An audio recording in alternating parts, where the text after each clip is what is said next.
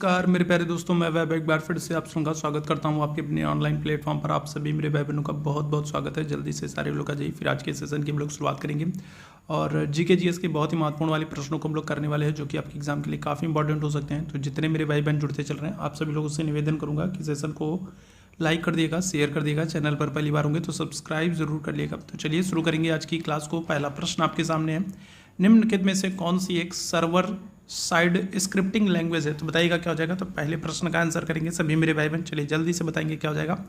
तो यहाँ पर आपसे पूछ रहा है कि निम्न में से कौन सी एक सर्वर साइड स्क्रिप्टिंग लैंग्वेज है? तो क्या आंसर करेंगे? HTML हो जाएगा, या फिर जावा स्क्रिप्ट हो जाएगा, या फिर DHTML हो जाएगा, या फिर PHP हो जाएगा। तो निम्न में से कौन सी एक सर्वर साइड स्क्रिप्टिंग लैंग्वेज है? तो पहले प्रश्न का आंसर करेंगे सभी मेरे भाई बहन। आंसर करेंगे क्या हो जाएगा इस प्रश्न का आंसर? तो आंसर कर दोगे ऑप्शन संख्या डी हो जाएगा, PHP हो जाएगा। ठीक है, क्या आंसर कर दोगे? तो ऑप्शन संख्या डी आंसर कर दोगे, PHP हो जाएगा। ठीक है, ऑप्शन संख्या डी बिल्कुल करेक्ट हो जाएगा। दूसरे प्रश्न की तरफ चलेंगे। वैक्यूम फ्लास्क का आविष्कार किसने किया? चार्ल्स बेबेज ने किया, अलेक्जेंडर फ्लेमिंग ने किया, ग्रेगरी पिंकल ने किया, या फिर जेम्स डेवर ने किया? तो इस प्रश्न का आंसर करेंगे क्या हो जाएगा?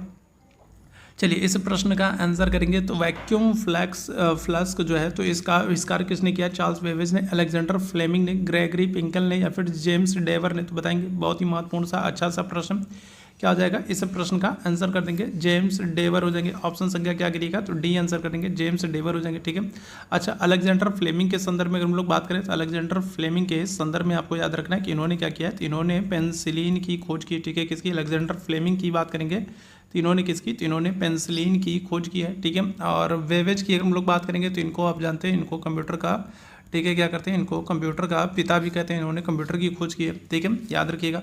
मायोपिया आंखों से संबंधित दो से डायरेक्ट आपसे प्रश्न पूछा जाता है कि मायोपिया जो है वो किससे संबंधित विकार है? तो क्या आंसर करोगे? आंखों से संबंधित दो से। रीजनिंग में भी आपसे प्रश्न पूछ लेता है कि जैसे मेनिंजाइटिस जो है वो मस्तिष्क से संबंधित है, उसी तरीके से मायोपिया किससे संबंधित है? जिस तरीके से मेनिंजाइटिस का संबंध मस्तिष्क से है, तो उसी तरीके से मायोपिया का संबंध कैसे? तो रीजनिंग में भी आपसे प्रश्न बन जाता है। डायरेक्ट आपसे पूछ लेता है कि मायोपिया जो होता है वो आंखों का दोष है। ठीक है, और इस तरीके का भी प्रश्न आपसे पूछा जाता है कि जो आंखों से संबंधित ये मायोपिया दोष है, अब इसमें भी कौन सा है? तो दूरदृष्टि दोष है, निकट दृष्टि दोष है, या फिर एस्टिग्मेटिज्म हो जाएगा, या फिर रतौंधी हो जाएगा? तो इस प्रश्न का आंसर करेंगे क्या हो जाएगा? कई बार हम लोग कर चुके हैं। तो मायोपिया जो होता है वो आपका निकट दृष्टि दोष होता है। ऑप्शन संख्या क्या करेंगे? तो ऑप्शन संख्या क्या कर देंगे? तो निकट दृष्टि दोष होता है। ऑप्शन संख्या क्या हो जाएगा? तो बी आंसर हो जाएगा। ठीक है, अच्छा आपसे एक और प्रश्न बन जाता है कि दूर दृष्टि दोष में पास की चीज़ों को देखने में दिक्कत होती है या फिर नज़दीकी, और निकट दृष्टि दोष में क्या होता है? तो ध्यान रखिएगा, जो दूर दृष्टि दोष होता है इसमें क्या होता है? इसमें पास की चीज़ों को देखने में दिक्कत होती है। दूर दृष्टि दोष में क्या होता है? दूर की चीज़ें दिखती हैं, पास की नहीं दिखती। और निकट दृष्टि दोष में अगर हम लोग बात करेंगे तो निकट की चीज़ें दिखती हैं, दूर की चीज़ें नहीं दिखती। ये बात आप बहुत अच्छे से ध्यान रखिएगा। मायोपिया जो है तो ये आंखों से संबंधित विकार है, और इसमें निकट दृष्टि दोष होता है। निकट दृष्टि दोष में अगर हम लोग बात करेंगे तो निकट की चीज़ें हमको दिखेंगी, दूर की नहीं दिखती है। और दूर दृष्टि दोष में अगर हम लोग बात करेंगे तो हमको दूर की चीज़ें दिखती हैं, पास की चीज़ें नहीं दिखती हैं। रतौंधी अगर हम लोग बात करेंगे तो नाइट ब्लाइंडनेस कहते हो, और ये विटामिन ए की कमी से होता है। ठीक है, क्या हो जाएगा? तो रतौंधी अगर हम लोग बात करेंगे तो इसको हम लोग नाइट ब्लाइंडनेस भी कहते हैं, और ये विटामिन ए की कमी से होता है। और विटामिन ए का रासायनिक नाम आपको क्या देखने को मिलेगा? तो आप कहोगे रेटिनॉल। विटामिन ए का रासायनिक नाम क्या है? तो आप आंसर करोगे रेटिनॉल है। ठीक है, हरित क्रांति के जनक के रूप में किसको जानते हैं? तो डॉक्टर रॉबर्ट न्यूक्लियस हैं, इयान विल्मट है, डॉक्टर NE बोरलॉग है, या फिर JC बोस है? तो क्या हो जाएगा? तो अगर हम लोग बात करेंगे तो हरित क्रांति के जनक के रूप में किसको जानते हैं? क्या आंसर कर देंगे? कौन हो जाएंगे? चलिए बहुत ही महत्वपूर्ण सा अच्छा सा प्रश्न है, जल्दी से बताइएगा क्या जाएगा। तो हरित क्रांति के जनक कौन माने जाते हैं? तो आंसर कर देंगे, ठीक है, बोरलॉग है। ठीक है, नॉर्मन बोरलॉग है। ऑप्शन संख्या क्या हो जाएगा? तो सी आंसर हो जाएगा। अगर आपसे यही भारत में पूछ ले कि भारत में हरित क्रांति के जनक कौन माने जाते हैं, तो भारत में आप आंसर करोगे किसको? MS स्वामीनाथन को करोगे। ठीक है, किसको? भारत में हरित क्रांति का जनक किसे मानते हैं? तो आप कहोगे MS स्वामीनाथन को। और हरित क्रांति जो है ये किससे संबंधित है? तो ये खाद्यान्न से। ठीक है, किससे? तो अगर हम लोग बात करेंगे किससे? खाद्यान्न उत्पादन से। ध्यान रखिएगा, फसलों को, खाद्यान्न को, ठीक है, उत्पादन को बढ़ावा देने से संबंधित है। ठीक है, हरित क्रांति MS स्वामीनाथन जो है इसके भारत में पिता माने जाते हैं। भारत में हरित क्रांति के जनक कौन मानते हैं? MS स्वामीनाथन माने जाते हैं। और स्वामीनाथन को याद रखेंगे 2024 में क्या किया गया? भारत रत्न दिया गया। 5 लोगों को दिया गया था भारत रत्न, उसमें स्वामीनाथन भी थे, तो ये भी याद रखिएगा। ठीक है, चलिए, तो यहाँ पर क्या हो जाएगा, तो यहाँ पर विश्व हरित क्रांति की बात हो रही है, तो आप आंसर क्या करोगे, नॉर्मन बोरलॉग को कर दोगे। पैंथेरा टिग्रिस किसका वैज्ञानिक नाम है, तेंदुए का, बाघ का, व्हेल का, बकरी का। चलिए जल्दी से बताएंगे क्या हो जाएगा। तो अगर हम लोग बात करें पैंथेरा टिग्रिस जो है, तो ये किसका वैज्ञानिक नाम है, तेंदुए का, बाघ का, व्हेल का या फिर बकरी का। चलिए जल्दी से बताएंगे क्या हो जाएगा।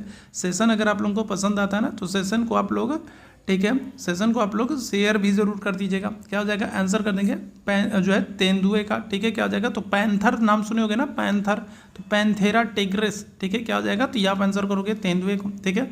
अच्छा, साथ ही साथ आप व्हेल को याद रखेंगे। जो व्हेल है तो ये क्या है, तो ये अगर हम लोग बात करेंगे तो ये सबसे बड़ी स्तनपायी है, याद रखेंगे, ठीक है। सबसे बड़ा अगर आपसे पूछा जाए कि सबसे बड़ा स्तनपायी जीव कौन सा है, ठीक है, सबसे बड़ा स्तनपायी अगर हम लोग बात करेंगे, सबसे बड़ा स्तनपायी जीव कौन सा है, तो आप आंसर क्या करोगे, सबसे बड़ा स्तनपायी जीव जो है वो व्हेल है, ये याद रखिएगा, ठीक है।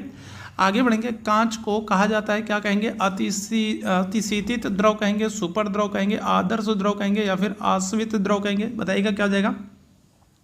तो कांच को हम लोग क्या कहते हैं, जल्दी से बताएंगे क्या हो जाएगा। कांच को हम लोग कहते हैं, क्या कहते हैं, तो आंसर कर दोगे ऑप्शन संख्या ए हो जाएगा, अतिशीतित द्रव कहते हैं, ऑप्शन संख्या ए हो जाएगा, ठीक है।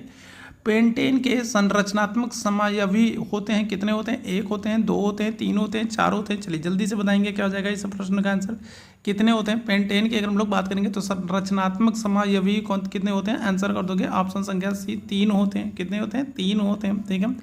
द्रविड़ पद्धति के मंदिर के वास्तुशास्त्र का प्रतिनिधित्व किसके द्वारा होता है, विमान, शिखर, मंडप, गोपुरम। बताइएगा जल्दी से बताएंगे क्या हो जाएगा। द्रविड़ पद्धति के मंदिर के वास्तुशास्त्र का प्रतिनिधित्व किसके द्वारा होता है। चलिए इस प्रश्न का आंसर करेंगे क्या हो जाएगा, चलिए जल्दी से बताएंगे क्या हो जाएगा। तो आंसर कर देंगे ऑप्शन संख्या ए हो जाएगा, विमान हो जाएगा, ठीक है। क्या हो जाएगा, विमान हो जाएगा।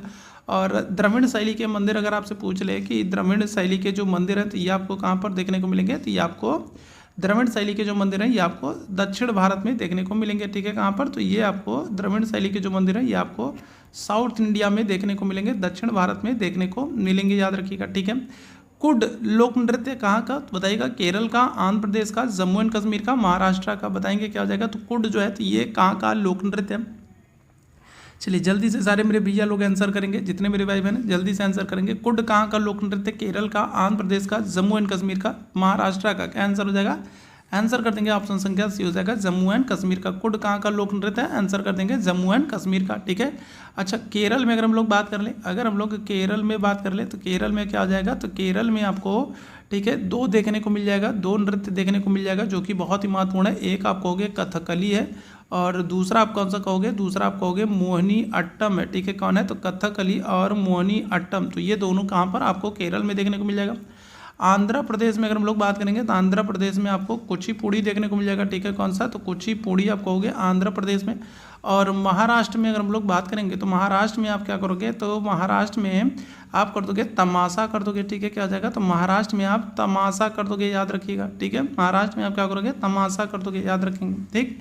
आगे बढ़ेंगे। निम्न में से कौन सा ऊर्जा का एक पारंपरिक स्रोत है। बताइएगा, बहुत ही अच्छा सा प्रश्न है। कौन सा एक ऊर्जा का पारंपरिक स्रोत है, पवन ऊर्जा। तो पवन ऊर्जा का तो हम लोग इस्तेमाल करना जानते ही नहीं है। आज भी बहुत गिने चुने क्षेत्र हैं जहाँ पर पवन ऊर्जा का इस्तेमाल होता है, नहीं तो पवन ऊर्जा का हर जगह प्रयोग ही नहीं होता है, ठीक है। सौर ऊर्जा अगर हम लोग बात करेंगे तो सौर ऊर्जा जो है, अब हम लोग सौर ऊर्जा के बारे में हमको जानकारी भी है और हम लोग सौर ऊर्जा का अब प्रयोग कर रहे हैं, ठीक है। तो यहाँ पर क्या हो जाएगा, तो यहाँ पर हम लोग बात करेंगे कौन सा ऊर्जा का पारंपरिक स्रोत है, तो बायोगैस और लकड़ी, ठीक है। दो चीज़ें हैं और ये दोनों होने चाहिए, ठीक है। यहाँ पर हम लोग बात करेंगे तो बायोगैस भी जो है ये पारंपरिक ऊर्जा का स्रोत है, लेकिन फिलहाल यहाँ पर हम लोग बात करें कोई एक अगर हमको चूज़ करना है तो हम आंसर लकड़ी को करेंगे, ठीक है। ध्यान रखिएगा, कौन सा एक ऊर्जा का पारंपरिक स्रोत है तो आप आंसर लकड़ी को करना, ठीक है। क्योंकि हम लोग लंबे समय से जो है लकड़ियों को जला करके उसका क्या कर रहे हैं, ऊर्जा संसाधन के रूप में इस्तेमाल करते हैं, ठीक है, याद रखिएगा। चलिए आगे बढ़ेंगे। अच्छा, 91 प्रश्न का ऑप्शन नहीं है, चलो कोई बात नहीं।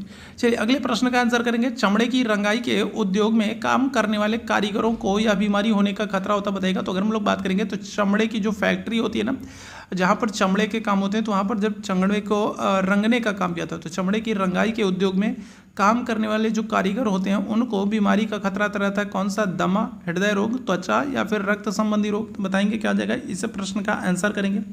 इस प्रश्न का आंसर कर देंगे क्या हो जाएगा, तो चमड़े की रंगाई के उद्योग में काम करने वाले कारीगरों को बीमारी होने का खतरा रहता है। कौन सा बीमारी होने का खतरा रहता है, आंसर कर देंगे ऑप्शन संख्या सी, त्वचा रोग। क्योंकि देखो रंगने के दौरान ना बहुत सारे केमिकल्स होते हैं, ठीक है। और वो केमिकल्स क्या होते हैं, देखो वो केमिकल्स बहुत हार्ड होते हैं और हमारी स्किन बहुत सॉफ्ट होती है, ठीक है। तो जो हमारी स्किन के साथ वो रिएक्ट करते हैं ना, तो फिर उसका बुरा असर पड़ता है, ठीक है, ध्यान रखिएगा। चलिए स्फेलेराइट अगर हम लोग बात करेंगे तो एक अयस्क खनिज है किसका, मर्क्यूरी का, मॉल्बिडेनम का, सिल्वर का, जिंक का, बताएंगे क्या हो जाएगा। तो स्फेलेराइट अगर हम लोग बात करेंगे तो ये किसका अयस्क है। चलिए जल्दी से इस प्रश्न का आंसर कर देंगे, क्या हो जाएगा, चलिए जल्दी से बताएंगे क्या हो जाएगा। तो आंसर कर दोगे, ऑप्शन संख्या डी हो जाएगा किसका, तो जिंक का, ठीक है, क्या हो जाएगा, तो जिंक का, ठीक है। और मर्क्यूरी के संदर्भ में मैंने दो चीज़ें आप लोगों को बताई ना, कि एक तो ये क्या होता है, ये एक तो ऐसी धातु है, एकमात्र ऐसी धातु है जो क्या हो रही है, जो आपको लिक्विड फॉर्म में मिल रही है। और दूसरा आपको याद रखना है, इसकी वजह से क्या होता है, मिनी माता रोग होता है, ठीक है, क्या होता है, इसकी वजह से मिनी माता रोग होता है, बहुत इंपॉर्टेंट है। और जब भी ये प्रश्न आता है तो मैं आप लोगों को ये चीज़ बता ही देता हूँ, ठीक है। आगे बढ़ेंगे अगले प्रश्न की तरफ। निम्न में से कौन सा एक नामित आतंकवादी संगठन, बताइएगा क्या हो जाएगा। तो अभी अगर हम लोग बात करेंगे तो ये तो बड़ा चर्चा में भी चल रहा है भाई, ठीक है। अभी तो भारत पाकिस्तान मुद्दे को देख ही रहे हो, ठीक है, ऑपरेशन सिंदूर चल रहा था। इनमें से कौन सा एक नामित आतंकी संगठन, बताइएगा क्या हो जाएगा। तहरीक ए तालिबान, जमाल उल फकवा, जमात उल अहरार या फिर तहरीक ए इस्लामियत, क्या हो जाएगा। इस प्रश्न का आंसर कर देंगे, क्या हो जाएगा, इस प्रश्न का आंसर कर देंगे, क्या हो जाएगा। तो आंसर कर देंगे इनमें से कौन सा एक नामित आतंकी संगठन, तो आंसर कर देंगे ऑप्शन संख्या सी हो जाएगा, जमात उल अहरार हो जाएगा। ऑप्शन संख्या क्या करिएगा, तो सी आंसर कर देंगे, ठीक है, ध्यान रखिएगा, ठीक है। अच्छा जरा आप लोग मुझे कमेंट करके बताओ कि जो हमास है, तो हमास कहाँ के आतंकी संगठन का नाम है, जरा ये मुझे बताइएगा। जरा आप लोग कमेंट करके बताइएगा कि हमास जो है तो ये कहाँ का आतंकी संगठन है, ठीक है। जरा ये मुझे बताइएगा कि हमास जो है ये किसका कहाँ का आतंकी संगठन है। साथ ही साथ आप लोगों को मुझे बताएंगे कि जो लिट्टे है, तो लिट्टे जो है तो ये एक उग्रवादी संगठन है और ये कहाँ से संबंधित है, लिट्टे का संबंध कहाँ से, जरा बताइएगा। लिट्टे का संबंध किस देश से है। हमास अगर हम लोग बात करेंगे तो हमास किस देश का आतंकी संगठन, ये आप लोग जरा मुझे बताइएगा, ठीक है। चलिए जल्दी से सारे लोग आंसर करेंगे, क्या हो जाएगा, ठीक है। देहरादून की राजधानी क्या है, बताइएगा। देहरादून उत्तराखंड, उत्तर प्रदेश, त्रिपुरा, अरुणाचल प्रदेश, तो सबको पता है भाई देहरादून। हर कोई गर्मियों में जाना चाहता है, अभी गर्मियाँ इतनी भयंकर वाली पड़ रही कि हर कोई देहरादून नैनीताल जाना चाह रहा है, क्या हो जाएगा, उत्तराखंड की। ऑप्शन संख्या क्या हो जाएगा, तो ऑप्शन संख्या ए आंसर कर दोगे, कहाँ की, उत्तराखंड की, ठीक है। चलिए गिर के जंगल कहाँ पर है, बताइएगा। तो गिर के जंगल कहाँ पर है, केरल में, गुजरात में, जम्मू एंड कश्मीर में, कर्नाटक में।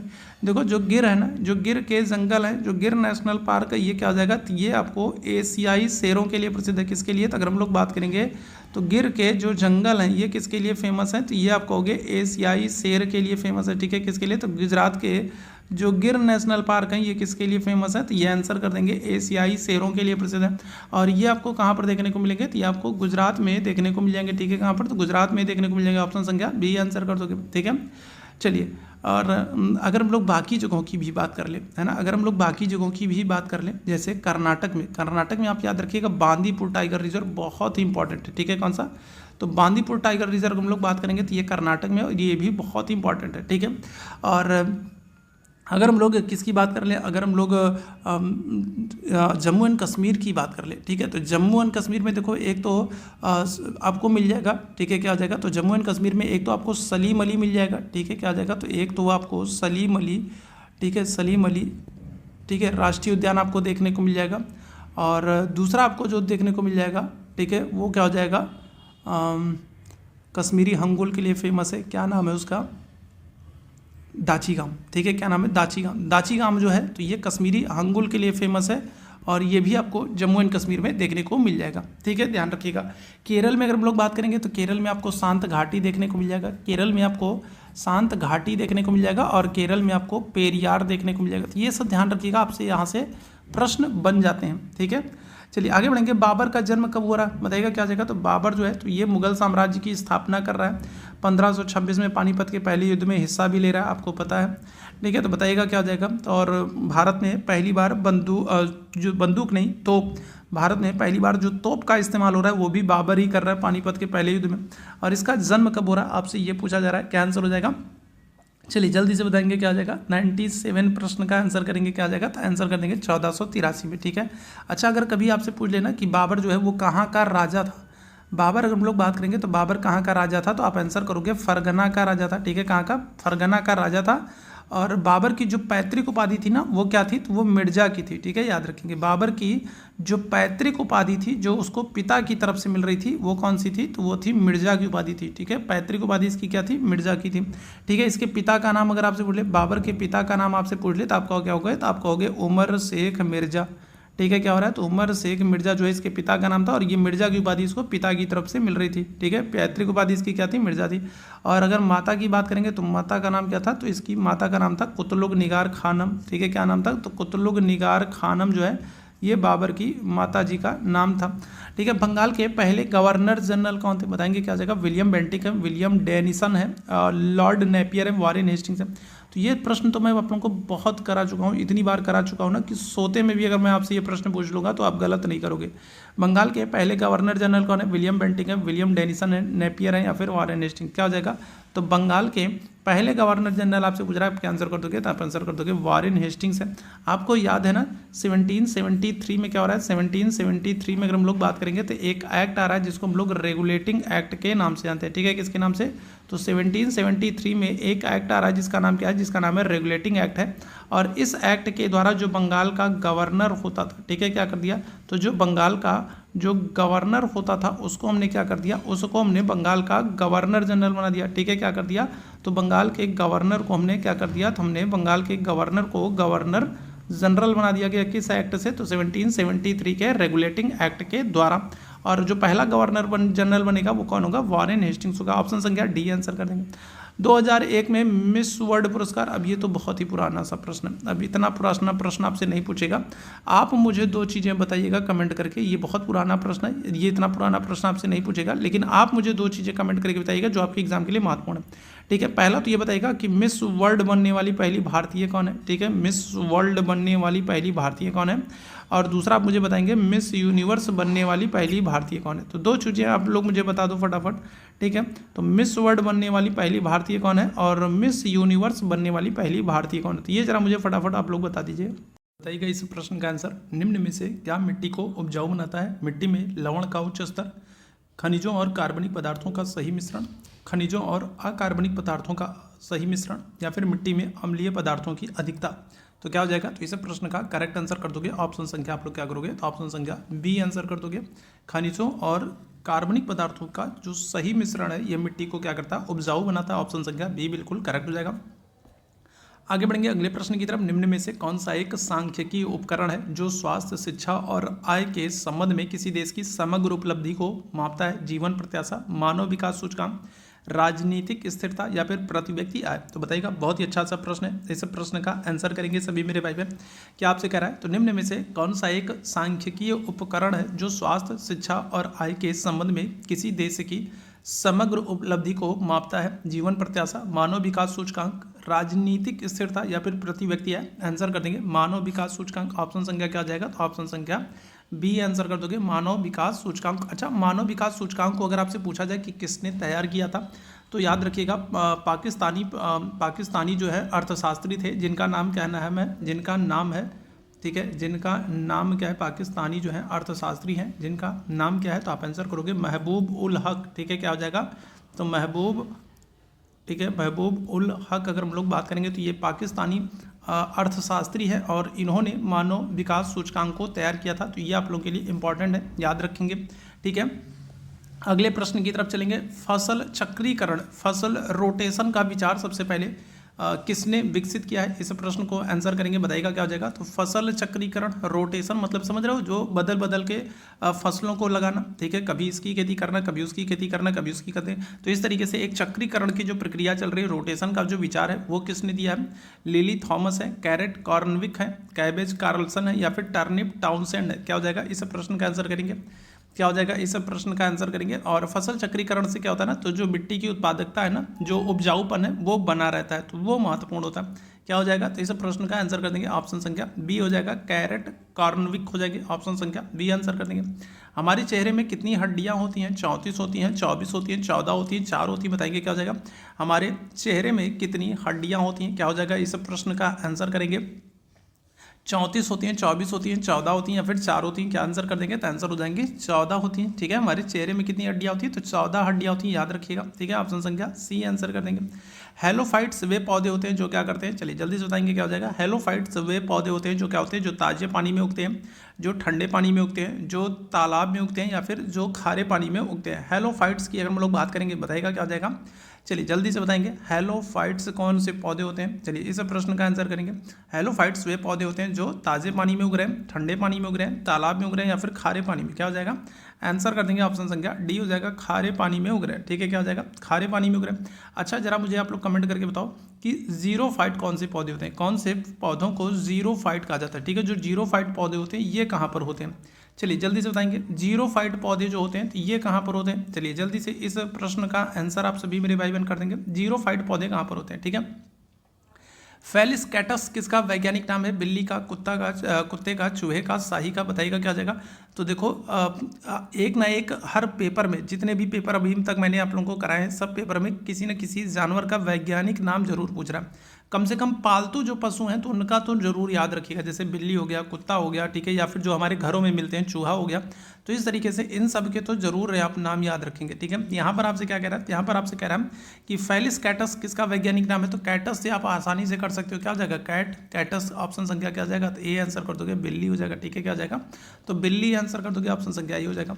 अंतरिक्ष यानों में ईंधन को जमने से बचाने के लिए किसका प्रयोग करते हैं, बहुत ही महत्वपूर्ण सा प्रश्न है, बताएंगे क्या हो जाएगा। अंतरिक्ष यानों में ईंधन को जमने से बचाने के लिए किसका प्रयोग करते हैं, बेंजीन का, ग्लाइकॉल का, एसिटिलीन का, ईस्टर का। क्या हो जाएगा, इस प्रश्न का आंसर करेंगे, क्या हो जाएगा। तो अंतरिक्ष यानों में ईंधन को जमने से बचाने के लिए किसका प्रयोग करते हैं, आंसर कर दोगे, ऑप्शन संख्या बी हो जाएगा, ग्लाइकॉल का। ठीक है, किसका, तो ऑप्शन संख्या बी आंसर कर दोगे, ग्लाइकॉल का। ठीक है, अच्छा एक चीज़ और होता है, अंतरिक्ष यानों में अगर हम लोग बात करेंगे तो अंतरिक्ष यानों जो अंतरिक्ष यान होती है तो उनकी ऊर्जा कैसे काम करती है। अगर हम लोग उनकी ऊर्जा की बात करेंगे तो उनकी ऊर्जा कैसे बनी रहती है, तो आप क्या कहोगे, तो ध्यान रखिएगा, तो उनकी जो ऊर्जा है वो सूर्य के प्रकाश से, अगर हम लोग बात करेंगे सौर ऊर्जा से। ठीक है, क्या हो जाएगा, तो उनकी जो ऊर्जा है, जो काम करते रहते हैं, वो उनको ऊर्जा कहाँ से मिलती है। अंतरिक्ष यानों में अगर हम लोग बात करेंगे तो ऊर्जा कहाँ से मिलती है, तो आप आंसर करोगे सौर ऊर्जा से मिलती है, याद रखिएगा। ठीक है, याद रखेंगे, ऑप्शन संख्या क्या हो जाएगा, यहाँ पर फिलहाल ग्लाइकॉल आंसर हो जाएगा। और अंतरिक्ष यानों को ऊर्जा जो है वो सौर ऊर्जा से प्राप्त होती है। ठीक है, प्राकृतिक गैस का मुख्य घटक कौन सा है, तो बताएगा, बहुत ही महत्वपूर्ण सा प्रश्न है। अगर हम लोग नेचुरल गैस की बात करेंगे तो नेचुरल गैस का मुख्य घटक क्या है, एसीटोन है, मीथेन है, क्लोरीन है, हेक्सेन है। क्या हो जाएगा, इस प्रश्न का आंसर करेंगे।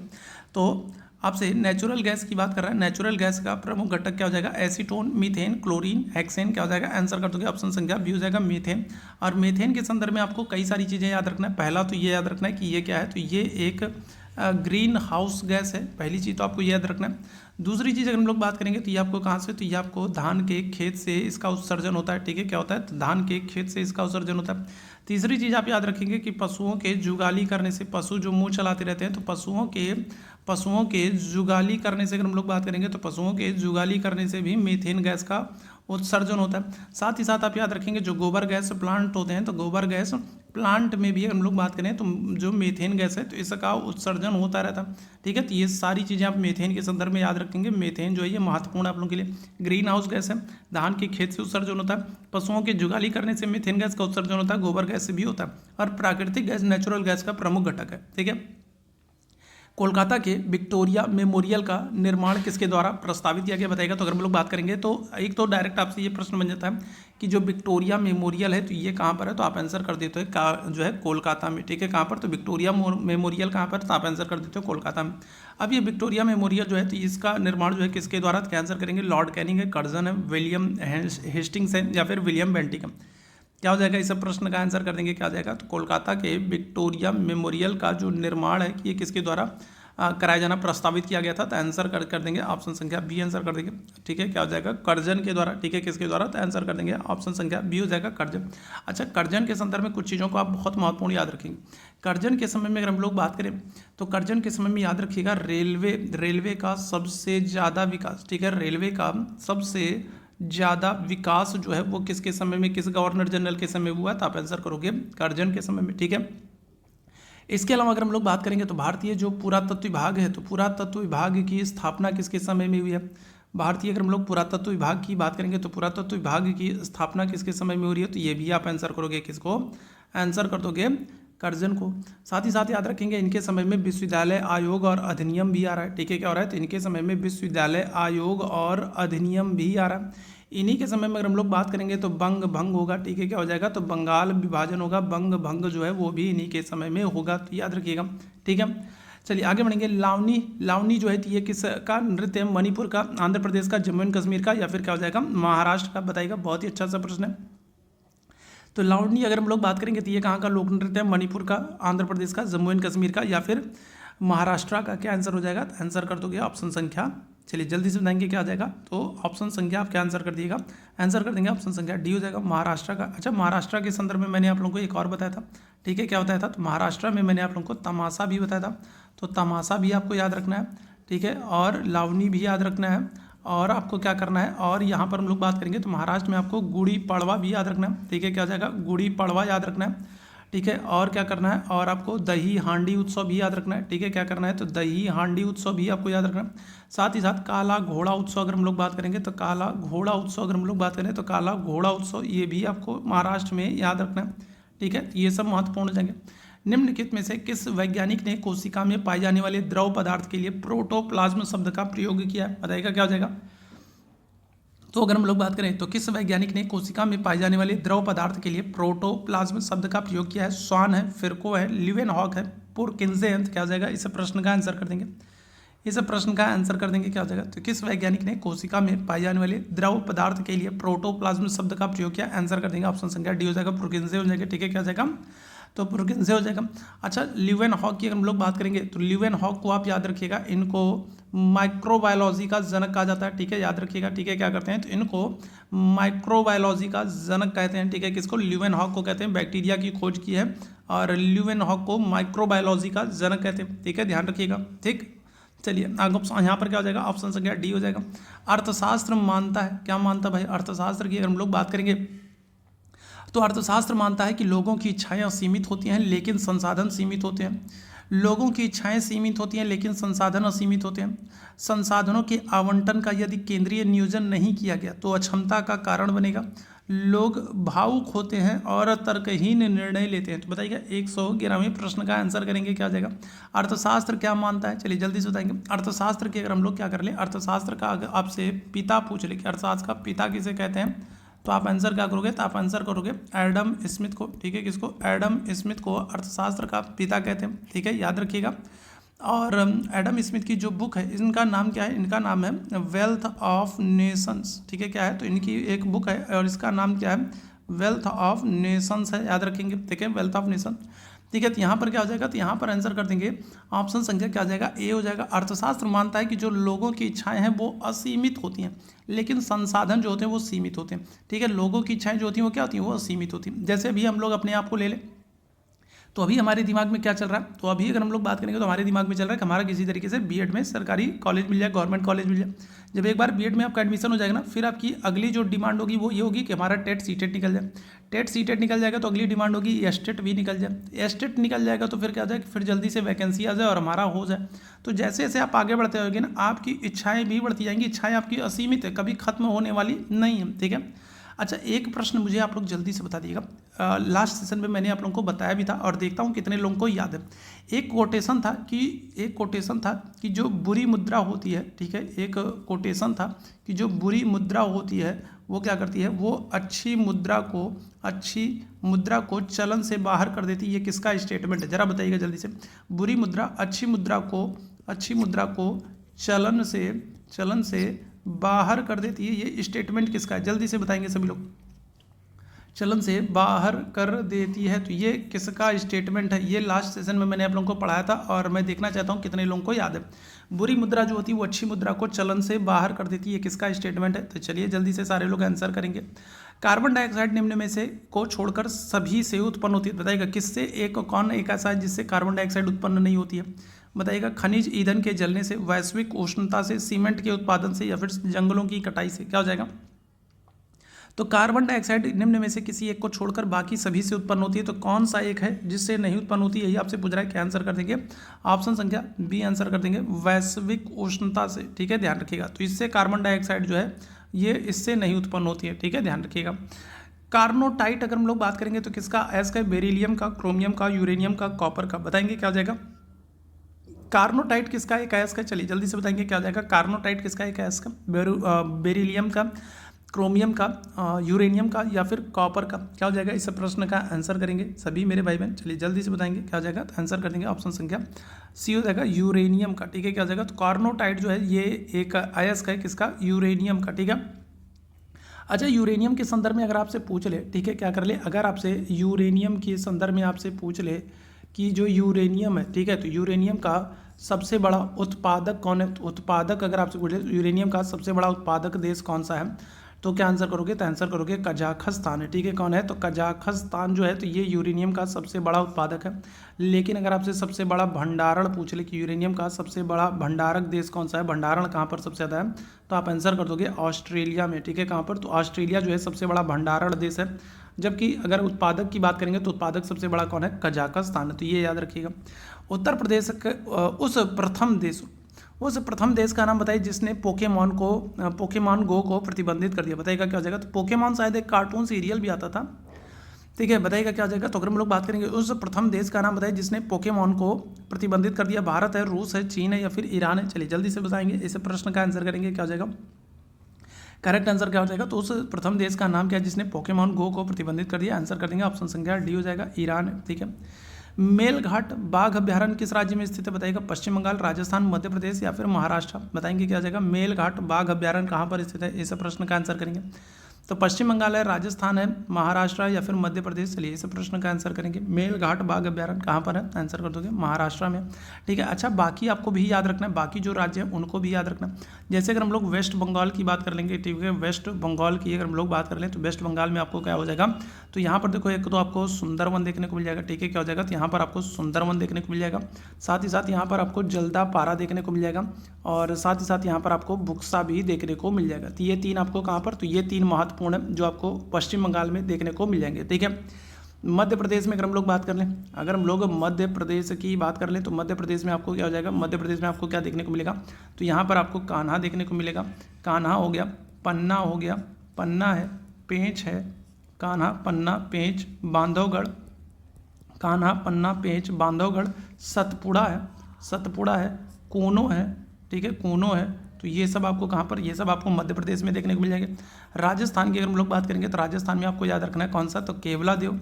ठीक है, केवलादेव। अच्छा ये जो केवलादेव है ना, इसी को हम लोग घाना भी कहते हैं, तो याद रखिएगा। तो कभी घाना पूछता है, कभी केवलादेव पूछता है, तो कंफ्यूज मत होइएगा। तो राजस्थान में आपको केवलादेव देखने को मिल जाएगा। साथ ही साथ आपको सरिस्का देखने को मिल जाएगा। ठीक है, क्या हो जाएगा, सरिस्का देखने को मिल जाएगा और साथ ही साथ आपको रणथंभौर भी देखने को मिल जाएगा।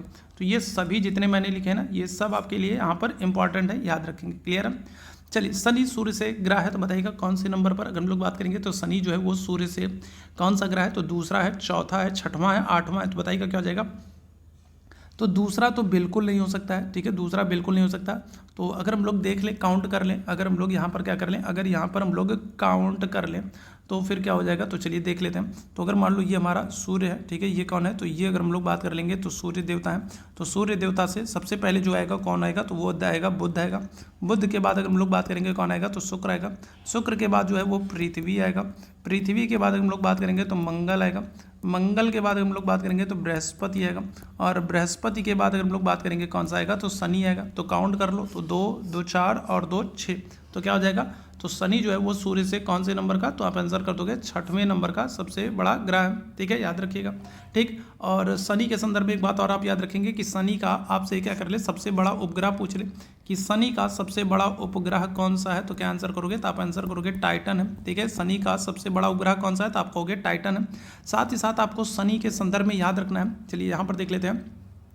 शनि के संदर्भ में आपको याद रखना है कि जो शनि है, ठीक है, तो शनि के चारों तरफ आपको क्या होते हैं, आपको वलय पाए जाते हैं। ठीक है, क्या पाए जाते हैं, वलय पाए जाते हैं। वलय क्या होता है, तो वलय जो है ये बादलों का, गैसों का एक झुंड होता है जो शनि के चारों तरफ क्या करता है, एक परतनुमा संरचना बना लेता है। ठीक है, और अगर आपसे पूछ ले इन वलयों की संख्या कितनी, तो आप आंसर क्या करोगे, तो आप कहोगे 7। तो ये सब प्रश्न आपके एग्जाम में पूछे गए, ठीक है, ध्यान रखिएगा कि वलय किसके तरफ पाए जाते, चारों तरफ पाए जाते हैं, वलयों की संख्या कितनी है, टाइटन किसका उपग्रह है, इस तरीके के सब पूछे गए। शाहजहां मुगल शासक था, बताएगा चौथा है, तीसरा है, छठवां है, पांचवा है, बताएगा। तो शाहजहां की अगर हम लोग बात करेंगे तो शाहजहां जो है वो कौन से नंबर का मुगल शासक है, क्या हो जाएगा, चौथा होगा, तीसरा होगा, छठवां होगा, पांचवा होगा। तो चलिए देख लेते हैं हम लोग, सबसे पहले काउंट कर लेते हैं। सबसे पहले आपका क्या हो जाएगा, तो बाबर हो जाएगा। बाबर के बाद अगर हम लोग बात करेंगे तो कौन है, तो हुमायूं है, ठीक है। हुमायूं के बाद अगर हम लोग बात करेंगे कौन है, तो अकबर है। फिर अकबर के बाद अगर हम लोग बात करेंगे कौन है, तो जहांगीर है, ठीक है, कौन है, तो जहांगीर है। और जहांगीर के बाद अगर हम लोग बात करेंगे कौन है, तो शाहजहां है, ठीक है, कौन है, तो शाहजहां है। तो क्या हो जाएगा, तो 1 2 3 4 5, ठीक है, क्या हो जाएगा, तो आंसर कर दोगे ऑप्शन संख्या डी हो जाएगा, पांचवां स्थान है, ठीक है, किसका, तो अगर हम लोग बात करेंगे क्या हो जाएगा, तो पांचवां स्थान है, ठीक है। अकबर का जन्म कहाँ पर हुआ था, बताइएगा क्या हो जाएगा, तो अकबर का जन्म, अच्छा जन्म से प्रश्न बन जाता है, तो अकबर का जो जन्म है वो याद रखेंगे, वो ठीक है कहाँ पर हो रहा है, तो अगर हम लोग बात करेंगे तो राणा बीरसाल है, ठीक है, राणा बीरसाल है, ठीक है, राणा बीरसाल है। और इनके यहाँ अकबर का जन्म होता है, अकबर का जन्म जो है वो किस किस यहाँ होता है, तो राणा बीरसाल के यहाँ होता है, याद रखेंगे। और कहाँ पर, तो अमरकोट है शायद, ठीक है, अमरकोट में राणा बीरसाल के यहाँ जो है ये अकबर का जन्म होता है, ठीक है। और अकबर का जन्म कब हो रहा है आपसे ये पूछा जा रहा है, तो आंसर क्या कर दोगे, तो आंसर कर दोगे 1542 में, ठीक है, कब, तो 1542 में अकबर का जन्म होगा, कहाँ पर, अमरकोट के राणा बीरसाल हैं, तो इनके यहाँ अकबर का जन्म हो रहा है, ठीक है, याद रखिएगा। और अगर आपसे मृत्यु पूछ ले कि अकबर की मृत्यु कब हुई है, तो मृत्यु आप क्या कहोगे, तो कहोगे 1605 में, ठीक है, कब हो रही है, तो मृत्यु जो है अकबर की वो हो रही है कब, 1605 में। जन्म हो रहा है 1542 में और मृत्यु इनकी हो रही है 1605 में, याद रखिएगा, ठीक है। चलिए आगे बढ़ेंगे। बुकर पुरस्कार जीतने वाली पहली भारतीय महिला, अब ये आपकी पहली भारतीय महिला है, तो ये मोस्ट इंपॉर्टेंट हो जाएंगी, ध्यान रखिएगा। और बुकर पुरस्कार किस क्षेत्र में दिया जाता है, तो बुकर पुरस्कार जो है वो पत्रकारिता के क्षेत्र में दिया जाता है, याद रखेंगे। पत्रकारिता नहीं, सॉरी, साहित्य के क्षेत्र में, ठीक है, पत्रकारिता मत कहो, गड़बड़ हो जाएगा। बुकर पुरस्कार जो है तो ये किस क्षेत्र में, तो ये साहित्य के क्षेत्र में दिया जाता है, ठीक है, किसके क्षेत्र में, तो साहित्य के क्षेत्र में। बुकर पुरस्कार जो है ये किस क्षेत्र में, साहित्य के क्षेत्र में दिया जाता है। और पहली भारतीय आपसे पूछ रहा है कौन जाएगी, झुम्पा लाहिड़ी है, अरुंधति राय है, सिद्धार्थ मुखर्जी या फिर गोविंद बिहारी लाल है, क्या आंसर हो जाएगा, आंसर कर दोगे अरुंधति राय है। और ये प्रश्न पूछा गया है और मोस्ट इंपॉर्टेंट है आप लोगों के लिए, क्योंकि ये पहली महिला है। आगे बढ़ेंगे। किसी कठोर वस्तु से टकराने पर घंटी जैसी ध्वनि उत्पन्न करने के धातुओं के गुण को किस नाम से जानते हैं, तन्यता के नाम से जानते हैं, आघात वर्धनीयता के नाम से जानते हैं, ध्वन्यात्मकता के नाम से जानते हैं, या फिर अपारदर्शिता के नाम से जानते हैं। तो किसी कठोर वस्तु से टकराने पर घंटी जैसी ध्वनि उत्पन्न करने वाले धातुओं के गुण को किस नाम से जानते हैं, क्या हो जाएगा, इस प्रश्न का आंसर करेंगे, आंसर हो जाएगा आपका ऑप्शन संख्या सी हो जाएगा, ध्वन्यात्मकता के नाम से जानते हैं। ऑप्शन संख्या D answer, sorry C answer कर देंगे, क्या हो जाएगा, ऑप्शन संख्या सी आंसर कर देंगे। तो ये आज का महत्वपूर्ण सेशन था और उम्मीद है सेशन आप लोगों को पसंद आया होगा। सेशन पसंद अगर आया हो तो आप लोगों से निवेदन करूंगा कि सेशन को आप लोग लाइक कर दीजिएगा और शेयर ज़रूर कर दीजिएगा, और चैनल पर पहली बार हैं तो सब्सक्राइब ज़रूर कर लीजिएगा, ताकि जब भी हम लोग लाइव आते हैं तो उसकी नोटिफिकेशन आपको मिलती रहे। साथ ही साथ चैट बॉक्स में आपको टेलीग्राम का लिंक दिख रहा है, तो टेलीग्राम चैनल से नहीं जुड़े हैं तो ज़रूर जुड़ जाएगा, जहां पर आपको नोटिफिकेशन, पीडीएफ और बहुत सारी इंपॉर्टेंट अपडेट्स मिलती रहती हैं। साथ ही साथ अगर आप हमारे साथ व्हाट्सअप पर जुड़ना चाहते हैं तो ये हमारा व्हाट्सअप नंबर है, तो यहाँ पर आप मैसेज कर देंगे तो आपको पर्सनली नोटिफिकेशन, पीडीएफ और बहुत सारी इंपॉर्टेंट अपडेट्स मिलती रहेंगी, ठीक है। तो चलिए अभी के लिए बस इतना ही करेंगे। थैंक यू सो मच आप सभी मेरे 6 भाई बहनों को मेरे साथ जुड़ने के लिए, थैंक यू सो मच।